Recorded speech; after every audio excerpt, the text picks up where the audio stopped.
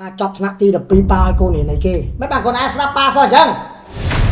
កូនអត់ចង់រៀនពេទ្យទេរៀនពេទ្យយូរហ្មងចាំ7 8ឆ្នាំកូនអត់ចូលចិត្តទេតែឯងធ្វើអញ្ចឹងឲ្យប៉ាយកមុខទៅទុកណាកូនឯងចង់ងើបទៅណាអង្គុយយកមកញ៉ាំបាយអស់សិនឯងកាត់អីមិនធ្វើមុខស្អុយស្អុយចឹងមានអីគឺប៉ាគ្នាអត់ពេញចិត្តមុខវិជ្ជាដែលគ្នារៀនហ្នឹង4ក្រុមដែលសំខាន់នៅក្នុង Digital Marketing ផលិតមាតិកាបូករួមទាំងតួឬមួយក៏រៀបចំការថតផ្សេងៗទៀត Marketing ជាអ្នកត្រូវរកឲ្យខ្ញុំឲ្យបានមកវិញហ៎មាន poster មានវីដេអូឲ្យក្រុមហ៊ុនប៉ាតិចបានអត់បានលោកធាន